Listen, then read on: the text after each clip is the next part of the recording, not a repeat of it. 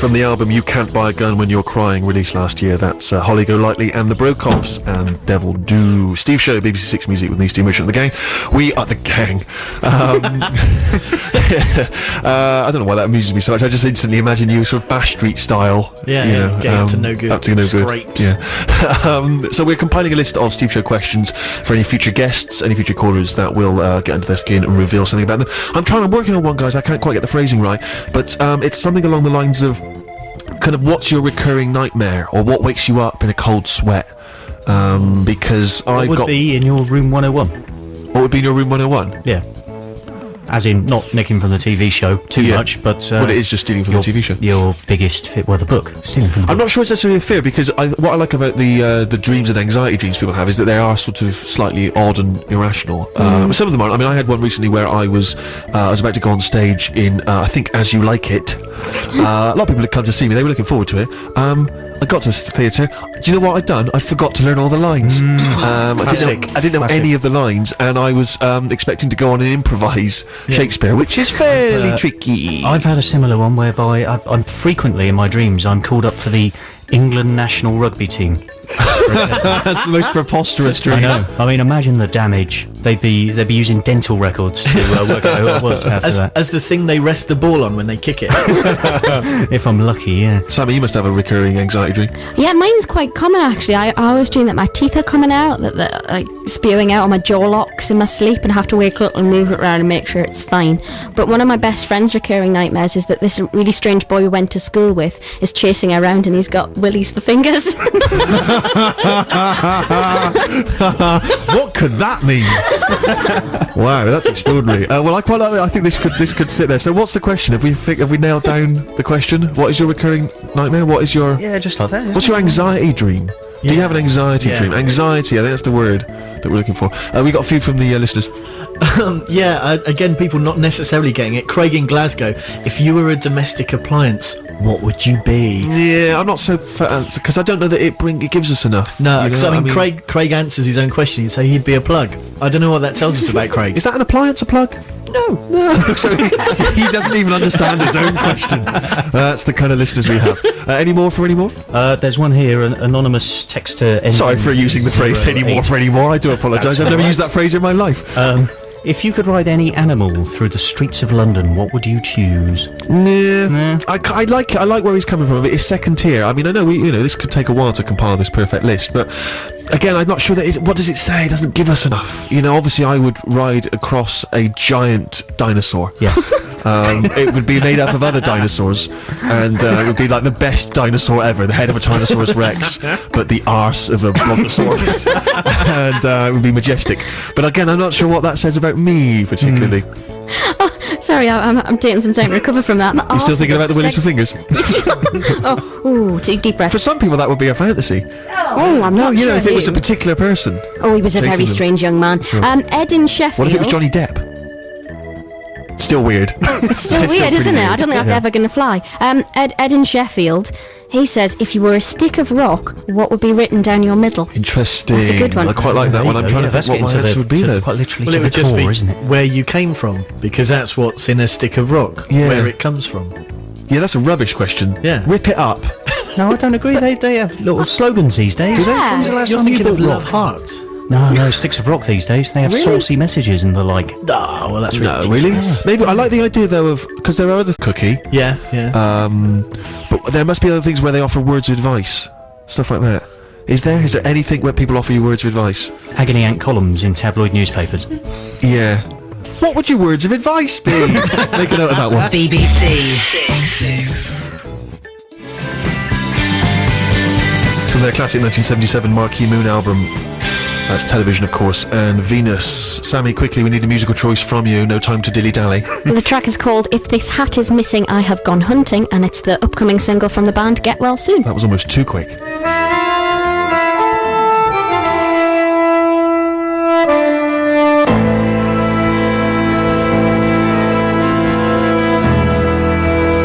Zombies coming up after this. All right, Jude?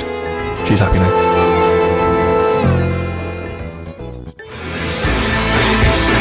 Let's have a big round of applause, please. We welcome the Zombies. Can I call you the Zombies? Are you allowed Are you allowed to call yourself the Zombies? Because it's Blunston and Argent. Am I pronouncing that right? Yes. Argent. But there are other members of the band, obviously. But you own exclusively the rights to the name the Zombies. You can tour, you can perform as the Zombies at all times. There's not a problem. There's not like a fake Boney M, not a fake Zombies out there. Well, currently. there was a fake Zombies. Was there? But they were threatened by some guy with a gun, and they stopped being the fake Zombies. Perfect. I got the Musicians Union onto them, and I thought, this is wonderful that the MU is really doing something for us. And then afterwards we found out they were touring in America, and a guy went into the dressing room, and they were obvious phonies, and he pulled a gun on them and said, stop. Why? And they did. So now you know what to do. Was he a man from the Music Union?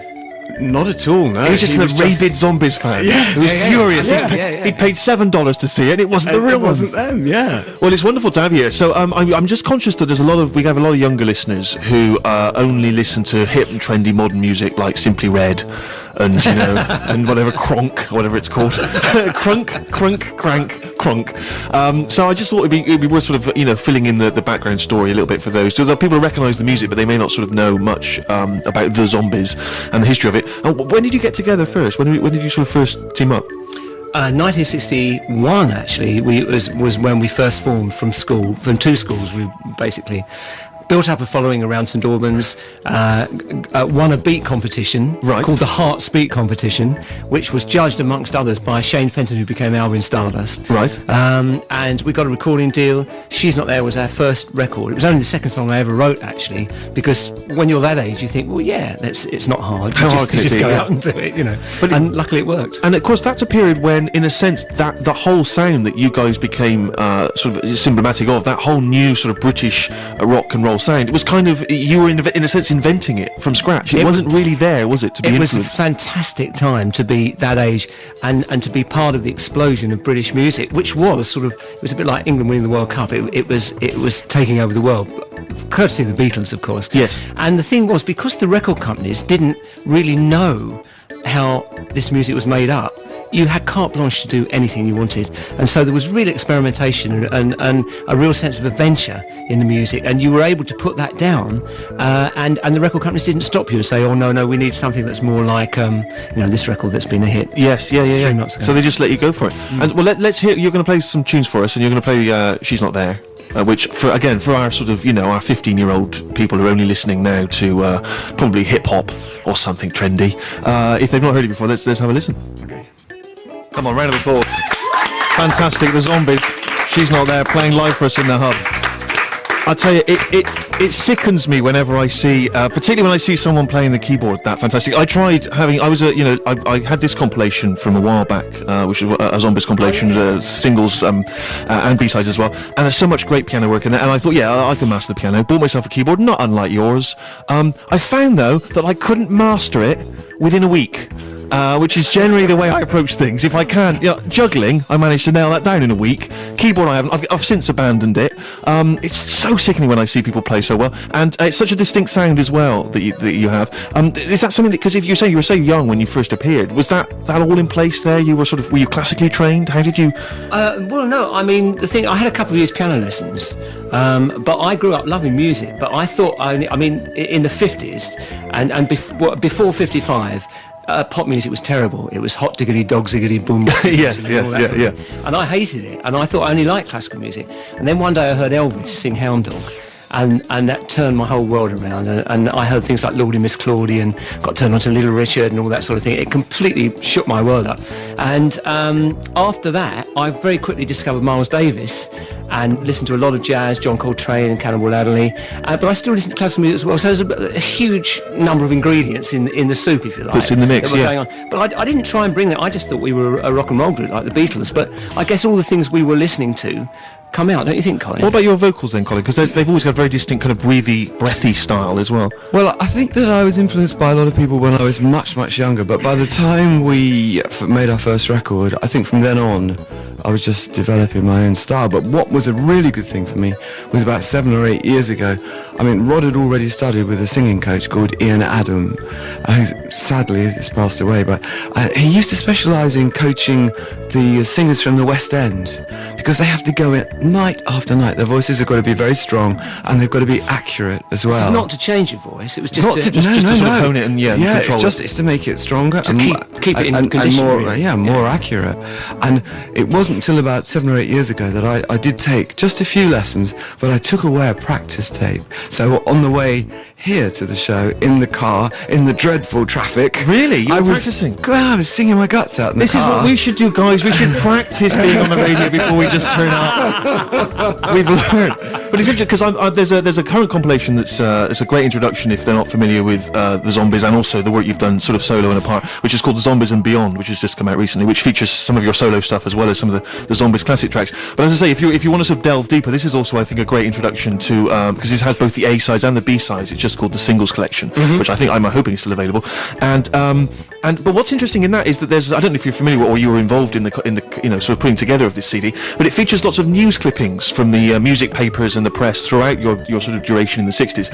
Band, they're fantastic, they're incredible. Why are they not having more hit records? And in a sense, I suppose that's sort of, I think the history, the kind of weird sort of history of the Zombies in that 60s period is that everyone who knew what they were talking about adored what you were doing, but it seemed as though the great unwashed weren't always converted. Is that how you felt at the time? well, certainly that was very, very true in the UK. Right. It wasn't so true in America, because we had several enormous hits in the States, and we later found, much later, that usually we had hits somewhere in the world. Yes, but the world was such so much bigger place in those days. And I mean, nowadays, if you have a hit in Australia, you know the next afternoon by virtue of the internet or the media or whatever. In those days, it wasn't so. And even in America, sometimes when Time of the Season was a posthumous hit because we'd broken up, it was 6 months before we really knew that it had entered the charts and gone up to become number one in the States. Was that one of the reasons why the group disbanded initially then? Was it because you just felt that you weren't getting the response in this country? Well, I think it was something to do with it. I think we have to take into account that we'd been on the road for 3 years, non-stop. It wasn't as if we did a 4-week tour and then we had months off. We played every night. There was a general feeling that we weren't being commercially successful, and it's a shame in a way because, as Rod just said, after we broke up, we realised that we always had a hit somewhere. Yes. You don't have to have hits in the UK, but we were always thinking about the UK, maybe a bit about the States, but there was always a hit somewhere. And possibly we could have kept the band going if we'd have known the full picture.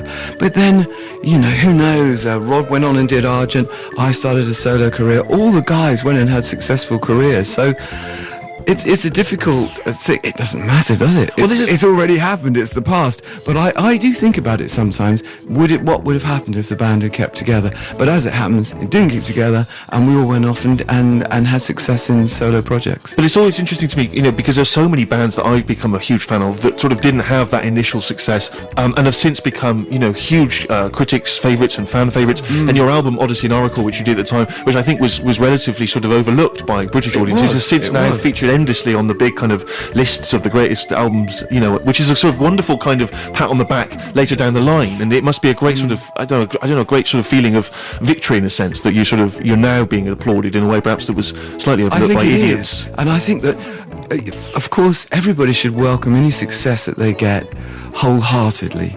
But with the benefit of hindsight, perhaps if our hit record had not been our first record, it might have been a kinder situation for us, because we were fresh out of school, we were very, very naive, and we had a 1 million selling single with our first record. Yeah. Now that's hard to live with, really, and I mean that in a commercial and business sense. I mean, we all still stayed living in the same area, we had the same friends, nothing changed at home, but in a business